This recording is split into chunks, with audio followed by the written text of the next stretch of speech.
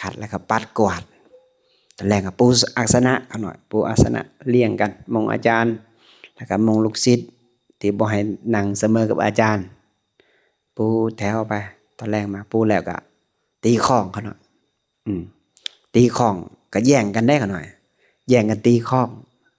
แย่งกันปูพื้นแย่งกันเฮ็ดข้อวัดย่านบ่ได้เฮ็ดย่านบ่ได้ประพฤติปฏิบัติอยู่หันมีแต่แย่งกันเพราะว่าผู้ใดเฮ็ดหลายผู้ใดนอบน้อมหลายผู้ใดจิตอ่อนหลายผู้นั้นจะเข้าไปสู่ความสงบไวตามพ่อแม่ครูบาอาจารย์นั้นเว้าก็ยังบ่ทันเชื่อดอกขอน่ะประพฤติปฏิบัติไปแล้วกับมีอาจารย์องค์หนึ่งอาจารย์ประโมทเพิ่นสอนมัดบาทเขาหน่อยมัดบาทได้เห็นเป็นน้ำเพิ่นเห็นเป็นน้ำเพิ่นแล้วตอนเช้ามาเขาหน่อยตอนเช้ามาก็ไปบิณฑบาตอุ้มบาทแล้วมันเป็นหนาวเนาะเขาหน่อยเนาะหนาวใส่สังฆา2 สั้นเขาหน่อยเพราะว่าอยู่หันนั้นต้องคุ้มสังฆา2 สั้นเขาหน่อยกับผ้าคุ้มเขาหน่อยแล้วก็ไปบิณฑบาตก็ย่างบ่ทันหมู่เด้ย่างซ่าเด้หมู่เพิ่นย่างปึ๊บแต่ควันนั่นประมาณจะนี่เลียบ่ค่อยเห็นกันเขาหน่อยบ่ค่อยเห็นสนกันดินลมเขาหน่อยประมาณนี้ขออภัยดินลมตะกี้นั่นท่ากะหลายเขาหน่อยอยู่ในถ้ำเขาหน่อยหั่นย่างออกมานั่นไปนั่งสมาธินี่สักพักนึงเลือดไหลเขาหน่อยท่ากินแล้วก็ไปแล้วก็นั่งแล้วเขาหน่อยก่อนรอท่าอาจารย์มาต้องไปก่อนอาจารย์ไปนั่งหนบมือก็ย่างมาตามพรรษาเขาหน่อยพรรษาหน่อยพรรษาหลายนั่งไปแล้วเวลาอาจารย์มาก็หนบมือแล้วก็อุ้มบาตรย่างไปตามกฎอาจารย์ตามพรรษาไปแล้วกลับมาบัดบิณฑบาตแล้วก็กลับมาเลาะกลับมาปุ๊บเฮาต้องอุ้มบาตรไปหับบาตรพ่อแม่ครูบาอาจารย์เด้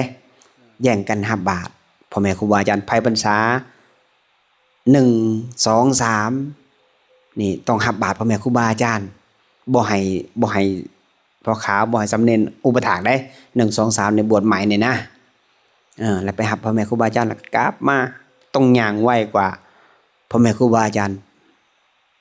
บางครั้งนี่ต้องยอมแหลนเด้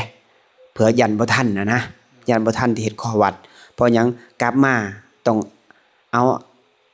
น้ำนี่กลับมาฮอดทากุฏิศาลาแล้วเอาน้ำไปทาหน้าศาลาเขาหน่อย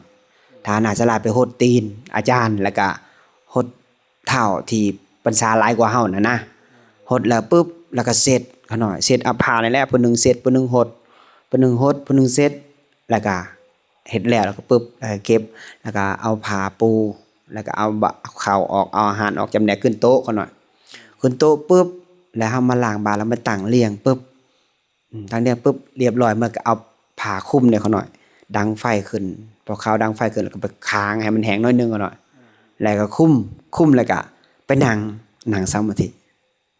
นั่งมาถึงเวลาอาจารย์เพิ่นก็สิมานั่งเป็นองค์ประธานนั่งปุ๊บถ้าลังข้างบ่ดังลูกศิษย์เนี่ยจะบ่มีสิทธิ์ที่จะออกจากสมาธิเพราะว่าหยังถ้าผู้ใดออกจากสมาธิไปนั่งอยู่ข้างนอกแสดงว่าผู้นั้นเอาเปรียบหมู่เอาเปรียบที่เพิ่นเป็นองค์ประธานแต่เฮาบ่ยอมเฮ็ดตามเพิ่นมีแต่มากิเลสมันอ้างนี่ก็หน่อยอ้างว่าเป็นนั่นเป็นนี่อ้างปวดเหนียวปวดทายไปมันค่อยไปของมันแหละเวลามุนนั่งสมาธิแล้วมันก็มากิเลสตัวนี้ต้องเบิ่งคักๆมาปึ๊บเขาหน่อยนึงแหละเขาหน่อยก็เป็นแบบนี้เขาหน่อยก็แบบนั่งบ่ได้เด้เขาหน่อยก็ไปเข้าห้องน้ำหมู่นั่งออกสมาธิแล้วเขาหน่อยก็เฮกติโกยมานั่งแล้วก็หน่อยไปเห็นเพิ่นสั่นเข่าบัดตักอาหารหมู่ตักหน่อยเฮาตักหลายกว่าหมู่ว้าย2 3มื้อก็เหลือแล้วมันพิจารณาไปมันแม่นอยู่บ่นี่เฮาคือเอาเปรียบหมู่แท้เวลานั่งสมาธิบัดเฮาบัดไปหลีอยู่ห้องน้ำย่างไปหันไปนี่เฮ็ดดีปวดเหนียวปวดท้องบ่หลักฉันบักเฮาคือสันหลายแท้ อาจารย์เพิ่นก็บ่ปากนะเพิ่นก็ใส่การปฏิบัติให้ลูกศิษย์เห็นคนน้อยมันจึงเบิ่งอาจารย์คนน้อยเอาเปรียบอาจารย์แลเนี่ยคนบ่ปากอ้าวมื้ออื่นเริ่มใหม่ตักน้อยลงจัดน้อยลงก็ปุ๊บให้มันแหลวไวสันปุ๊บเพื่อที่จะได้ล้างบาตรอาจารย์บ่ทันหมู่จักเถื่อเด้ได้ล้างบาตรอาจารย์บัดนี้มื้อนั้นได้ล้างบาตรอาจารย์แล้วตามที่ดำรงไว้ล้างปุ๊บได้เข้าที่อาจารย์เหลืออยู่ในบาตรน่ะไปนั่งแจมุมก็ใส่เอาเข้าอาจารย์ใส่สันนะอยากสันเข้าก้นบาตรอาจารย์น่ะศรัทธาเด้แล้วก็เอาน้ำล้างบาตรอาจารย์น่ะใส่ปุ๊บจวดใส่เลยกินเลยน้ำล้างบาตรน่ะย้อนหยังย้อนว่าศรัทธาของอาจารย์นั่งสมาธิย่างจงกรมเฮาเบิ่งเพิ่นเนี่ยเพิ่นนั่งนิ่งแต่นับแต่นั้นมาเขาหน่อยปริญญาณตนเลยว่ากราบใดอาจารย์บ่ลุกจากสมาธิร่างข้างบ่ดังเขาหน่อยบ่ลุกหยังเขาก็นั่งคือกันกับเพิ่นบัดนี้แล้วเวลาเฮ็ดข้อวัดเพิ่นปัดเพิ่นกราบก่อนได้กราบปุ๊บเพิ่นพากราบก่อนแล้วไผสิกราบบ่กราบเพิ่นก็เลียบเบิ่งแต่เพิ่นบ่สิโดยตรงให้ลูกศิษย์ลูกหาเสียใจเพิ่นจะเทศธรรมะอ้อมๆไผมีปัญญาก็เอาเองแล้วที่นี่เฮาเห็นแหละเพิ่นสิเบิ่งว่าลูกศิษย์ผู้ใดเฮ็ดตามเพิ่นจะฮู้แล้วเพิ่นจะสะกิดบอกแล้วก็เฮาเบิ่งเพิ่นเฮ็ดเฮาเบิ่งกราบเฮาก็กราบก่อนค่อยปัดปัดแล้วปุ๊บเฮาก็ถูพื้นถูแล้วปุ๊บเฮาก็ปูสนะแล้วเฮาก็ไปทำธุระส่วนตัวแล้วก็มานั่งสมาธิแต่มาบ่ายสองนี่ละครั้งจะดังของจะดังนะอยู่หันจะตีของปุ้ย3-4 บาทเอิ้นผู้ใดตีของผู้นั้นเขาเอิ้นว่าผู้ที่เตือนสติกัลยาณมิตรเอิ้นหมู่ลงมาเฮ็ดข้อวัดเด้แล้วก็มาสันน้ำปานะก่อนสันก็กราบก่อนได้ให้พ่อขาวหรือสามเณรเค้นน้ำปานะแล้วก็เค้นแล้วก็สันพากันสันแล้วก็สนทนาธรรมกัน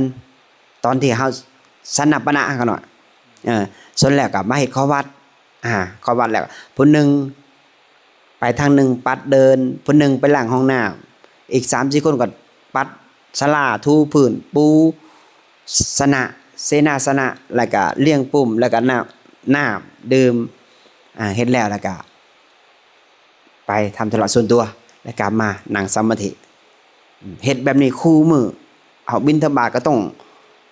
องได้ตื่นก่อนหมู่ประมาณคือปูสนะเนี่ยตี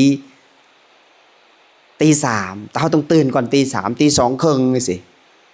เพื่อสิเฮาทำธุระให้มันแล้วเดี๋ยวก่อนหน่อยทำธุระให้มันแล้วปุ๊บ30 นาทีแล้วมาลงสนะตี 3ตี 3นั่งสมาธิฮอดตี 4ตี 4ปุ๊บไหว้พระฮอด5 โมงปุ๊บก็คุมผ้าไปบิณฑบาตเพราะว่าย่างอยู่หั่นน่ะประมาณไปกลับ4 กิโลหรือ3 กิโลเขาหน่อยมันใกล้ได้เขาหน่อยใกล้แล่นเด้อาจารย์บัดขายาวบัดนี้เฮาบัดขาสั้นแล่น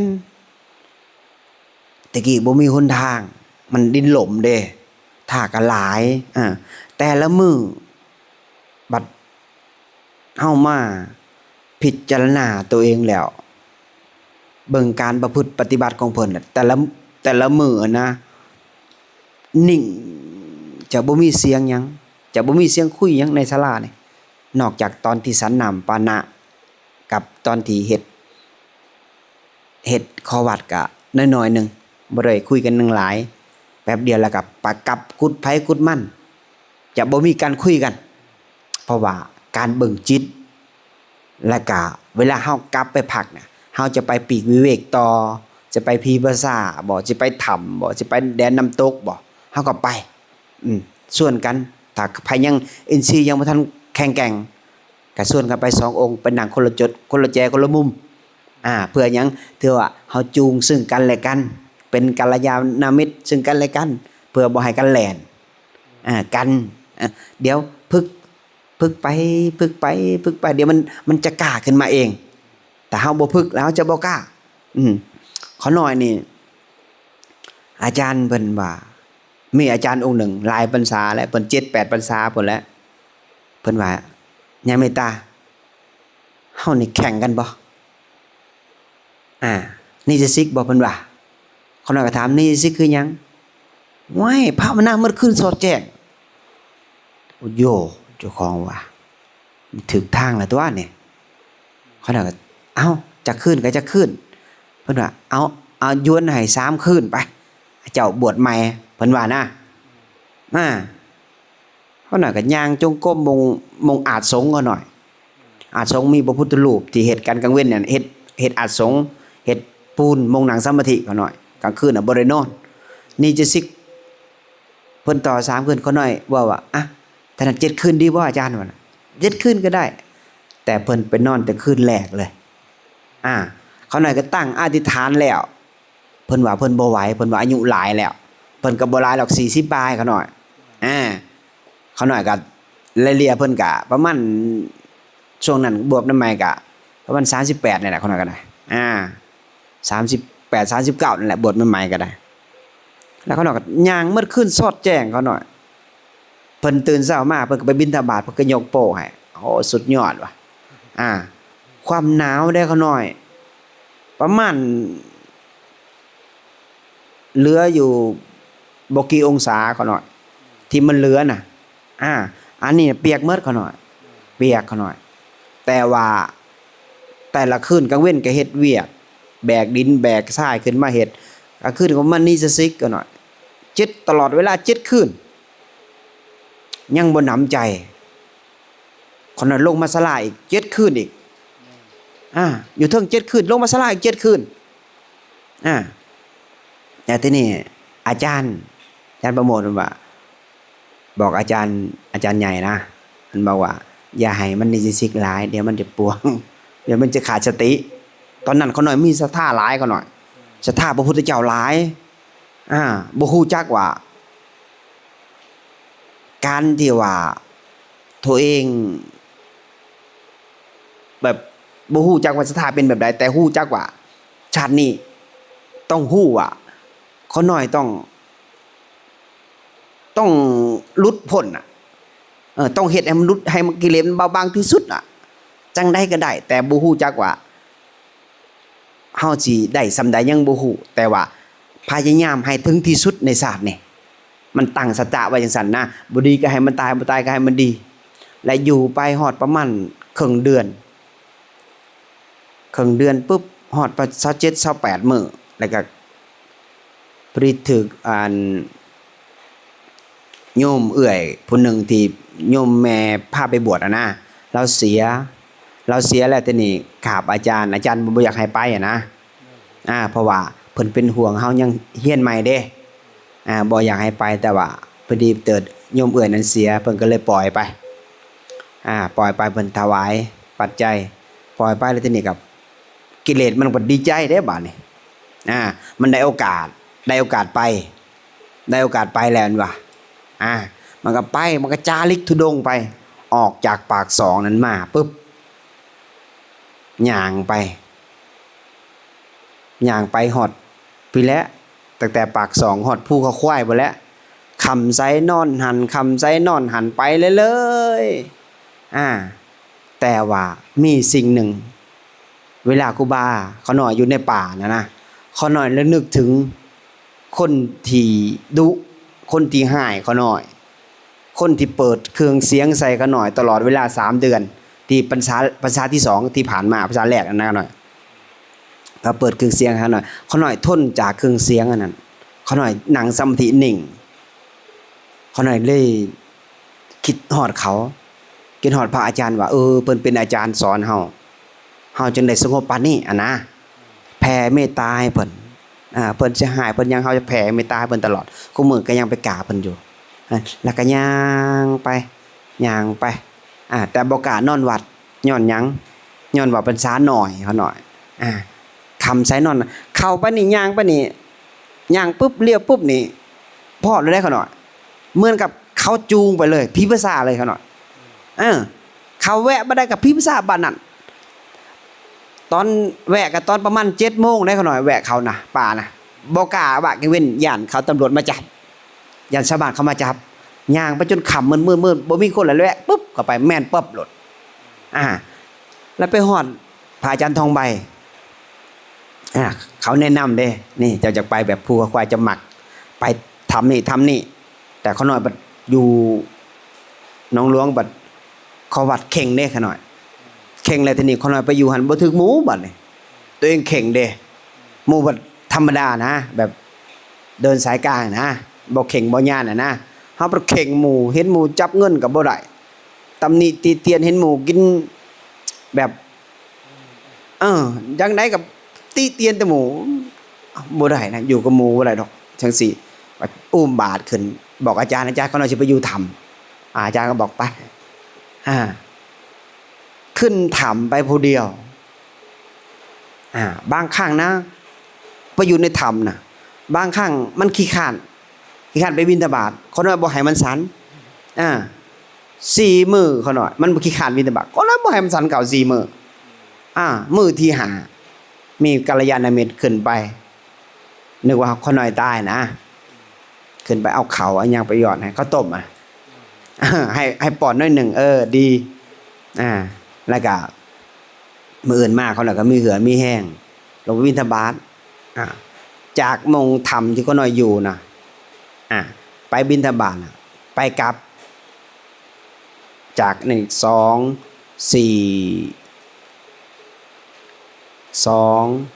ประมาณไปกลับ16 ลักเขาหน่อยแต่ว่ากระทั่งหลักก็ประมาณ8 ลักทางโง่โค้งมาตั้งสบายกับ16แต่ละมือเขาอยู่นานเกือบ5-6 เดือนแต่ว่ากลางคืนมานี่เขาหน่อยมันจะมีลิมิตต่างๆนานาลิมิตเห็นภาพนั่นภาพนี่แล้วก็กลางคืนมานี่11 โมงนี่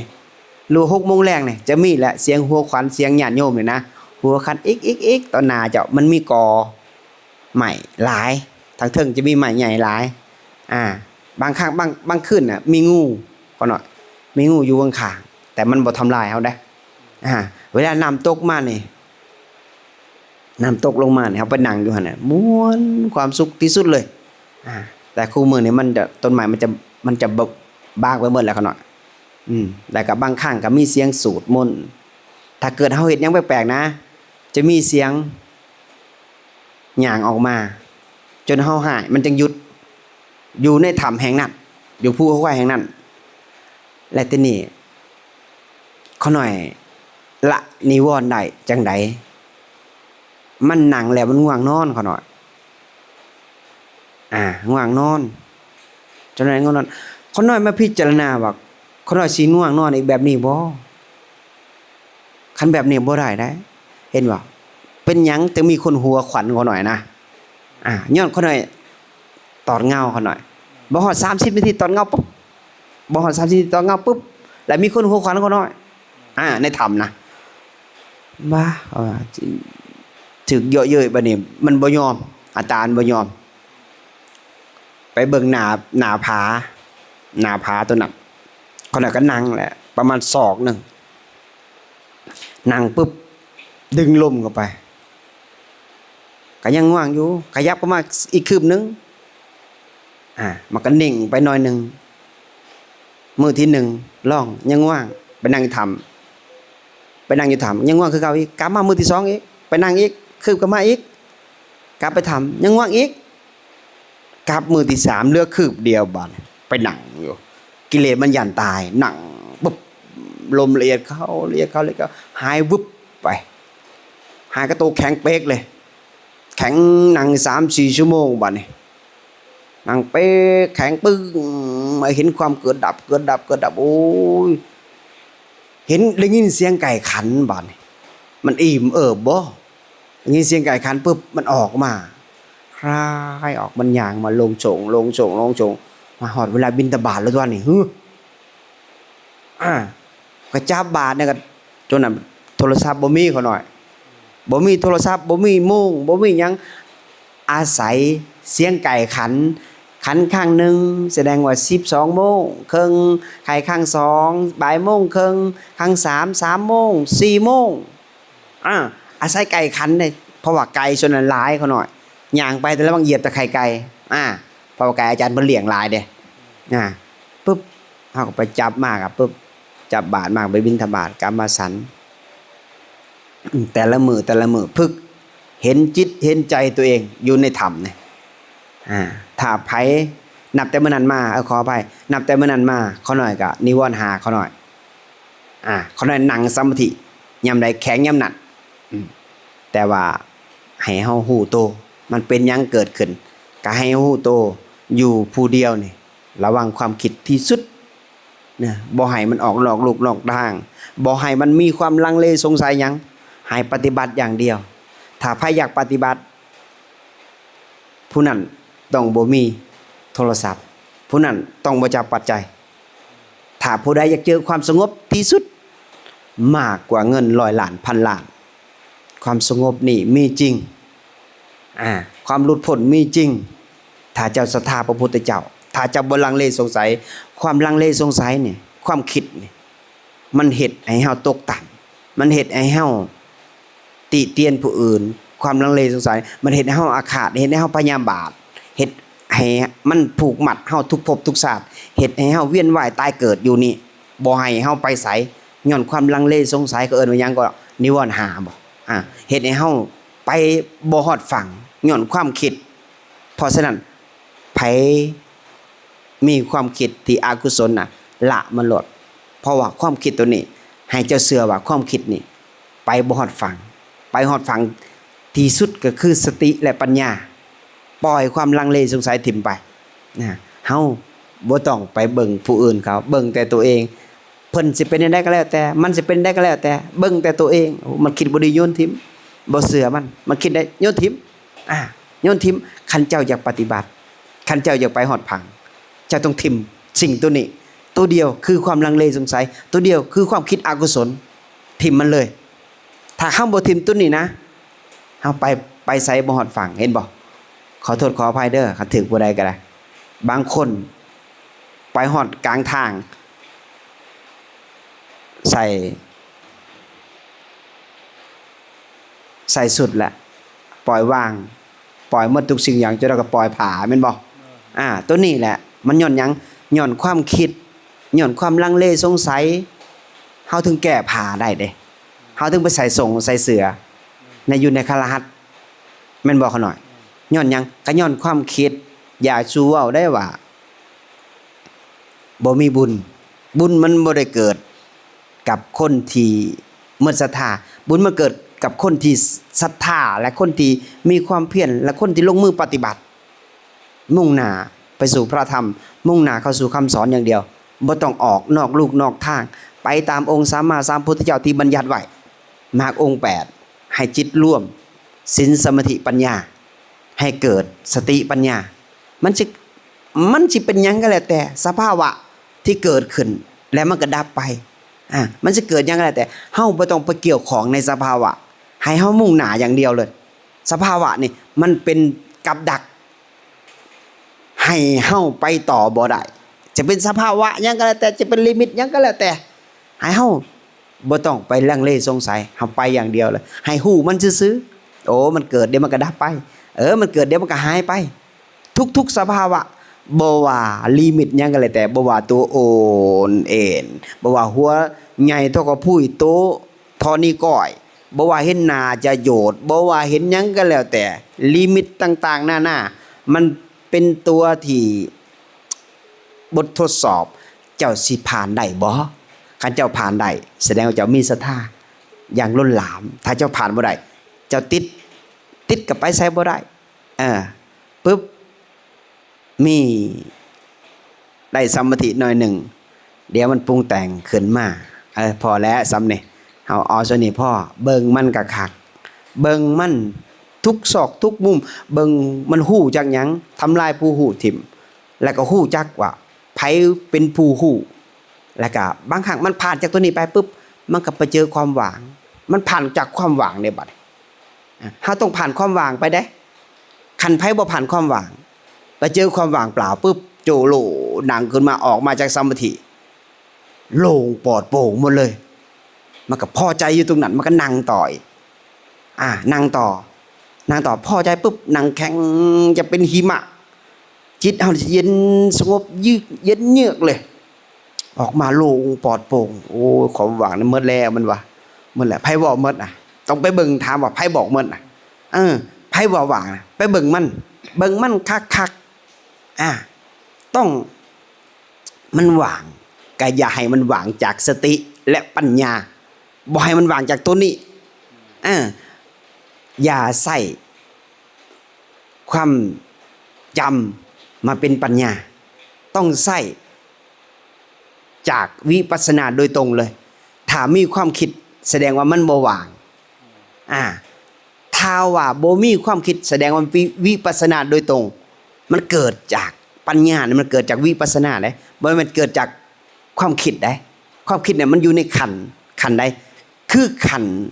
สัญญาระบบคนเฮานี่ขั้นแรกนี่ต้องใส่สัญญาก่อนมันผ่านจากมีสัญญาจังมีปัญญามันเป็นขันก็ได้มีอกุศลมันจะมีกุศลตามมีวิมุตติมันต้องมีสมมุติมีโลกิยะมันก็มีโลกุตระมันอยู่ติดกันมีบุญก็มีบาปมันอยู่ติดกันแต่ว่าเฮาใส่ตัวนี้เป็นกำลังสัมมาทิสัมปทะนี่ให้ไปตัดกระแสแม่น้ำที่มันไหลไปตามความคิดนะตัดมันถิ่มได้กำลังสัมมาทิสัมปทะนี่แล้วมันจะใสขึ้นมันเห็นยังไม่ใช่ตัดมันจะหลู่โล่งพอสักมือนึงจิตตัวนี้จะบ่งบอกเฮาเองแล้วว่ามันจะตัดสินว่าชาตินี้จะพ้นหรือบ่พ้นชาตินี้จะหรือว่าจะได้เกิดอีกมันจะเป็นคนแบบพยากรณ์โตเฮาเองได้อย่างน้อยๆนักภาวนานี่บ่ตกต่ำในศาสนาอย่างน้อยๆไปพบภูมิที่ดีมันจะต่อไปถ้าชาตินี้ยังบ่สิ้นชาติต่อไปมันก็ต้องอยู่ภูมิที่ดีขน่อยเนาะเพราะฉะนั้นเป็นกำลังใจให้เด้อทุกองค์ทุกรูปเนาะในชาตินี้ขอให้ทุกคนจิตใจอ่อนนุ่มนวลคือเมฆหมอกขาวๆนะเขาหน่อยหมอกขาวๆนุ่มนวลโดยบ่ต้องเกาะยังเขาหน่อยคันบ่เกาะแล้วแสดงว่าเฮาเข้าไปสู่อันสูงสุดถ้ายังเกาะมันเป็นพุ่นเขาหน่อยเป็นพุ่นแล้วมันไปเข้าสู่อันสูงสุดบ่ได้ให้ฮู้สัจจะนี่ก็คือความจริงให้ฮู้จักตัวนี้เกิดแก่เจ็บตายเนาะเพราะฉะนั้นขอเห็นแจ้งในธรรมตามความเป็นจริงด้วยเถิดสาธุ